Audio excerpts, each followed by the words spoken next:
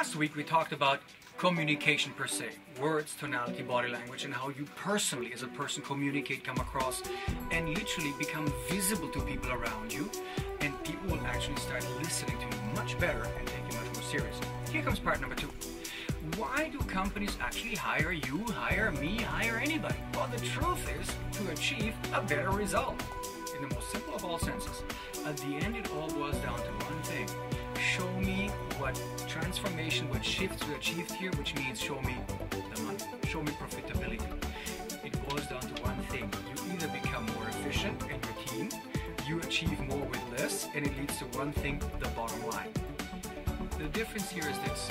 Many people come to the job, do a decent job. We never said you're not doing a decent job, but nobody actually ever sees what you're doing. How come? Why? Because we actually never say, stop, this is what I'm doing, it's quite interesting, and we've achieved the following measurable results. So here's 2 things that you might want to do, very hands-on. First thing, do you know how many people I've met in my life that say, you know what, I've had great ideas, but the management just doesn't listen. Or when the management says, hey, who's got good ideas? And you say, well, I think I've got a good idea, and then you sort of die off. And people say, see, I tried many times, the management won't listen.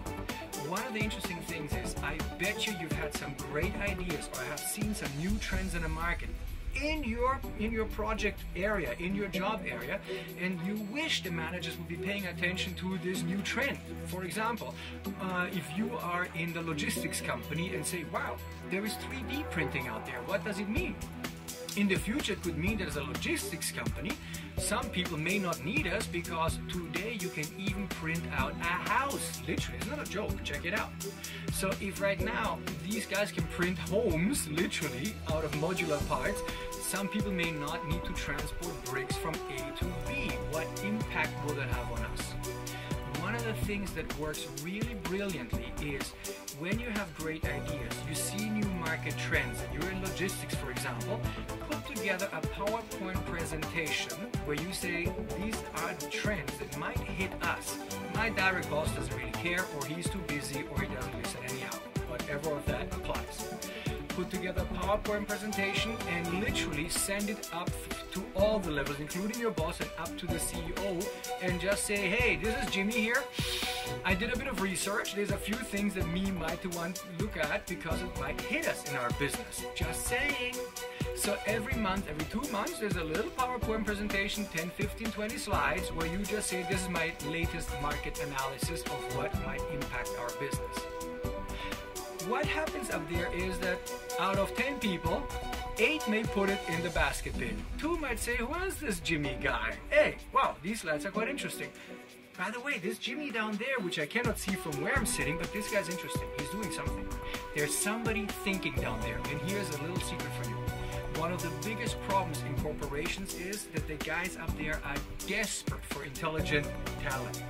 And that many of these guys are literally blocked by middle management from seeing down there who's down there. And many of these guys know they need fresh, intelligent, young ideas.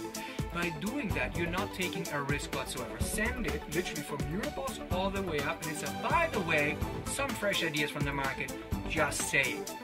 Do this every month and a half, every 2 months, you choose, you will see that your name will start circulating for somebody whose eyes are open. You will see that eventually you might get invited to a brainstorming session, and then you go, bingo, they have really started looking at it.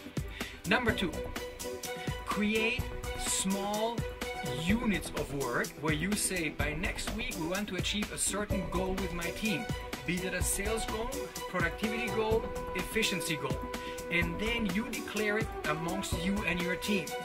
And this is, for example, when you can start putting up posters in your area of the office or cubicles. And when people walk by, all of a sudden they can see a chart and they see, go, save this much energy, 10% more energy savings. And they walk by, and then you can see, wow, this team is competing. There's something visual to look at. Then if it's achieved, you have a little celebration, and you can invite your superior and your superior's superior and go, come on, support the team that did good. All of a sudden, your superior and your superior's superior, they don't have to come, but what if they become aware of? You guys are doing something. Create little bits, create little units of work or little units of achievement that you can celebrate. If you lead a sales team, a great one to do is, if you're the sales team leader, give them a goal and say, if you achieve the goal, I'll shave my head. What? I promise you, salespeople love to shave their boss's head if they get half the chance. The guys achieve the goal, guess what's gonna happen? You're gonna shave your head. What's gonna happen Monday morning is everybody, including your boss and the boss's boss will say, Jimmy, what happened? No hair. Well, I'm so proud that my people achieved the goal, don't you know?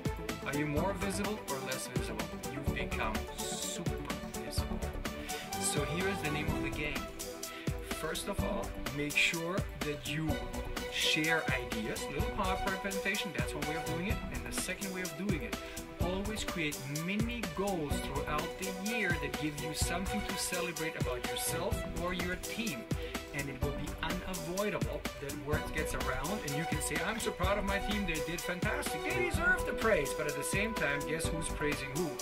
You're not praising yourself, no, you're making sure that people see the success that you've achieved with your team. This is an excellent way to be seen. Next week, we're going to focus on an important topic. It's how to create very concise messages that people really listen to and allow you to close the deal, if you so wish, for people to listen to you and follow your advice. We're going to talk about monetizing your ideas. See you next week.